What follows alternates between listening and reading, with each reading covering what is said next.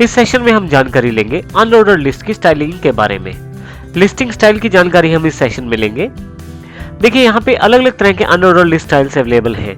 जैसे कि सबसे पहले यदि आप ऊपर की तरफ देखें तो यहाँ पे जिसमें सिंपल लिस्टिंग का प्रयोग किया गया है, जिसमें इन डिस्क का प्रयोग किया गया है जो कि डिफॉल्ट है। यदि आप डिफॉल्ट डिस्क स्टाइल इंप्लीमेंट भी करते हैं तो भी आउटपुट आपके पास कुछ ऐसा ही रहता है। नीचे हमारे पास सर्कल स्टाइल है। सर्कल स्टाइल देते हुए कुछ डॉट्स इस तरह के दिखाई देंगे जो बिल्कुल अलग रहेंगे ऊपर वाले डिस्क स्टाइल से। इसी तरह से हमारे पास स्क्वायर स्टाइल अवेलेबल है अनऑर्डर्ड लिस्ट में, जिसमें स्क्वायर बॉक्सेस आ जाते हैं। और एक एग्जांपल हमारे पास है जिसमें कोई भी स्टाइल नहीं दिखाई देता, केवल लिस्टिंग ही दिखाई देती है। ये किस प्रकार इंप्लीमेंट किया गया है इसकी जानकारी हम आइए सेशन से और इसके इंफॉर्मेशन से लेते हैं। जैसा कि हमने देखा, स्टाइल एट्रीब्यूट्स हमारे पास अवेलेबल है अनऑर्डर्ड लिस्ट को लिस्टिंग का स्टाइल प्रोवाइड करवाने के लिए।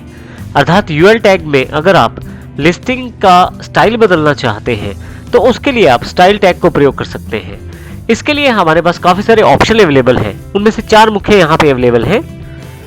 लिस्ट स्टाइल टाइप देने पर डिस्क यदि आप दें तो ये आपका डिस्क टाइप स्टाइल दे देगा जो कि डिफॉल्ट स्टाइल भी रहता है। इसी तरह से यदि आप सर्कल मेंशन कर दे तो वहां पे सर्कल अवेलेबल हो जाता है। यदि स्क्वायर मेंशन करें तो एक चौरस सा बॉक्स वहां पे आ जाता है। नल करने पर वहां पे किसी भी तरह का लिस्टिंग स्टाइल नहीं रहता, पर लिस्ट अवेलेबल रहती है। इसको हम प्रैक्टिकल रूप में देखते हैं 27.unorderedBullet.html के रूप में। हमारे पास यहाँ पे unorderedBullet.html के नाम से एक फाइल अवेलेबल है। मैं इसको डबल क्लिक कर देता हूँ, जिसमें देखिए आपके पास वही आउटपुट है जो थोड़ी देर पहले हमने डिस्कस किया है।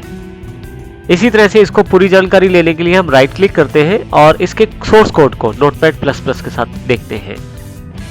हमने इस लिस्टिंग को साइड बाय साइड खोल लिया है। आप लेफ्ट और राइट दोनों तरफ से कंपेयर कर सकते हैं, आसानी से इस कोडिंग को समझ सकते हैं। सबसे पहले हम बॉडी सेगमेंट की जानकारी लेते हैं जिसमें इन लिस्टिंग का प्रयोग किया गया है। सबसे पहले हम बात करते हैं S2 टैग की, जो केवल आपको एक टाइटल दे रहा है ऊपर की तरफ। उसके बाद यूएल टैग यहाँ पे दिया गया है जिसमें किसी भी तरह की कोई स्टाइलिंग प्रयोग नहीं की गई, जो कि आपके पास डिफॉल्ट यहाँ पे दिखाई दे रही है। ये बिल्कुल वैसा ही टैग है जैसा थोड़ी देर पहले हमने पिछले एग्जांपल में किया है। नेक्स्ट सेगमेंट में S2 टैग जो है अनऑर्डर्ड लिस्ट की जानकारी देता है, जो कि आपके पास यहाँ पे एक टाइटल के रूप में है। यहाँ पे हमने यूएल के ओपनिंग टैग के अंतर्गत स्टाइल एट्रीब्यूट को डिफाइन किया है, जिसमें लिस्ट बार स्टाइल बार टाइप का और डबल कॉलन के पश्चात उसका टाइप दिया गया है जो कि डिस्क है। तो यहाँ पे यदि आप इसको प्रयोग करें तो आपके पास अनऑर्डर्ड लिस्ट में यहाँ डिस्क स्टाइलिंग अवेलेबल हो जाएगा। ये स्टाइल और पिछला डिफॉल्ट स्टाइल बिल्कुल एक जैसा है, क्योंकि डिफॉल्ट स्टाइल ही डिस्क स्टाइल रहता है। हालांकि हमने इसको स्पेशली यहाँ पे मेंशन किया है। नेक्स्ट एग्जांपल में इसी स्टाइलिंग को सर्कल से डिफाइन किया गया है। अब यदि आप देखें तो यहाँ पे एक छोटा सा ब्लैक सर्कल दिखाया गया है हर एक ऑर्डर लिस्ट से पहले, हर एक लिस्ट आइटम से पहले। इसी तरह से नीचे की तरफ यहाँ पे स्क्वायर का ऑप्शन का प्रयोग किया गया है, टाइप स्क्वायर कर दिया गया है।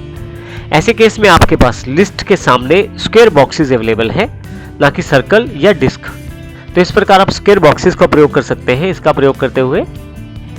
नेक्स्ट हमारे पास यहाँ पे है नन का प्रयोग किया गया है, जिसका अर्थ है मैं कोई भी स्टाइलिंग नहीं चाहता। ऐसे केस में आपके पास किसी भी तरह का कोई स्टाइलिंग नहीं आएगा, परंतु लिस्ट आपके पास अवेलेबल रहेगी। तो इस प्रकार हम लिस्टिंग स्टाइल का प्रयोग करते हुए अपने वेब पेज को और सुंदर बना सकते हैं और अपनी आवश्यकता अनुसार इन लिस्ट स्टाइल्स का प्रयोग कर सकते हैं।